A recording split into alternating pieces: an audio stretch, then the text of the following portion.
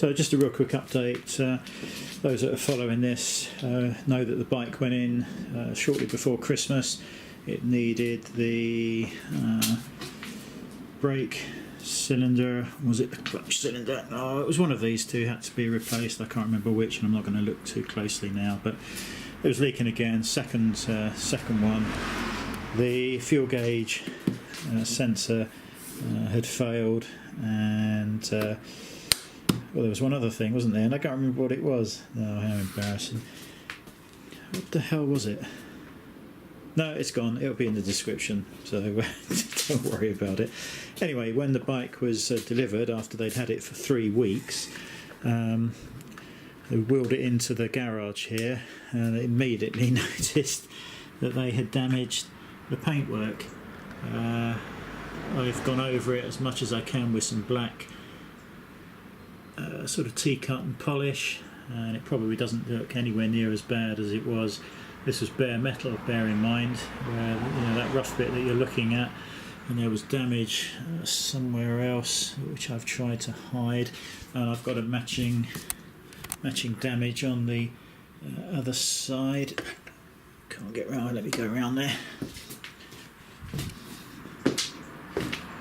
Oh yeah, this side you can probably see it more if I get the angle just right. Hang on a sec, where are we? Down there.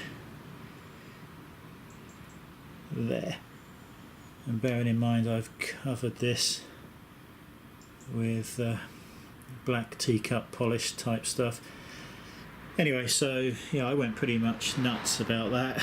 I was super pissed off, and their guy took photos whilst he was delivering the bike, and eventually I rang them and said, what's going on. Spoke to Paul again. I think he's one of the sales managers for the 2 shops, and he simply said, yeah, they know how it's happened. It's happened whilst they were taking these sides off. They had a new mechanic to Ducati, not a new mechanic overall, but new to Ducati, and he didn't understand how to take these off. So as he's removed these side pieces, he's damaged the tank, which is all very well, but to leave that damage and just send it back to the customer is taking the piss, frankly. And yeah, I'm really not impressed with this. Every time Ducati Cambridge get hold of my bike, they damage something or cock something up, whether it's over torquing the axle bolt or over torquing the wheel tension nut down there. Anyway, oh of course it went back for the panniers. The third set of panniers were being fitted because the stitching had come undone again. So yeah, that's what it went back for. The hydraulic reservoir, fuel tank sensor and panniers. So I got it back with a third set of panniers, and looking at the damage I thought, this is just ridiculous. I cannot keep taking this bike back for a new set of panniers every 3 to 4 months.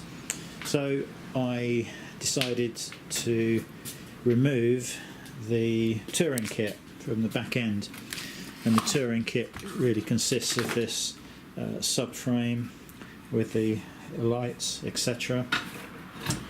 The rack, which as you know has been damaged from day one. They even damaged the second one, which is sat down there, as you'll recall. And the seat rest, various bolts and bits and pieces. So very easy to remove. The hardest bit was feeding the wiring back through the rubber grommets underneath the seat. Unfortunately, parts are missing from the original touring pack fitment, and it's the there's a screw and sort of top hat washers that hold each LED indicator, well, the LED light fitting in place, which they've now got hold of apparently for me. You'll notice I have some framework here, and this is the Shad panniers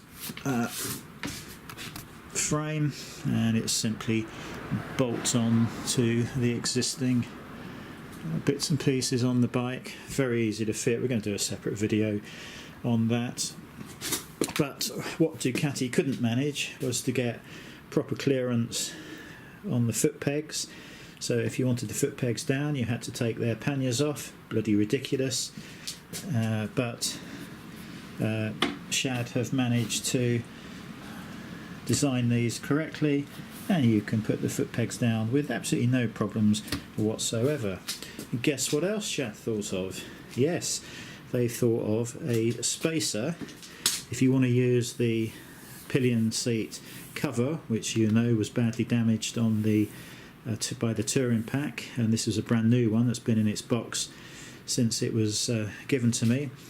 But Shad say if you want to use this, no problem. They include a spacer for their rack, which extends it out by more, I don't know, probably 2 centimeters or so. So nothing touches the pillion seat cover. How good is that? And if you don't have that on, you don't need to fit this spacer. Or the spacer, yeah, there's 2 spacers obviously, one in here and one there. We'll have a closer look at this in a separate video, but I just wanted to point out the damage yet again by Ducati Cambridge. Getting really fed up with it. I will be going back with that box full of bits and pieces, and I will be getting money back, or probably I'll offer to hand that back with the panniers for a couple of free services or something similar like to that, so both of us don't suffer too badly. But the Ducati panniers are clearly unfit for purpose, and that's the basis that they are going back, which means the touring pack back end is of course worthless. It's of no use to me whatsoever.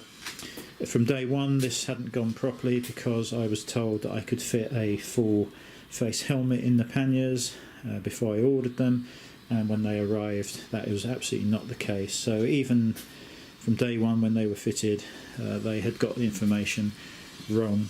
The new Shad panniers, yes, you can fit a large helmet in there with absolutely no problems whatsoever, and yes, I have added the reflective tape.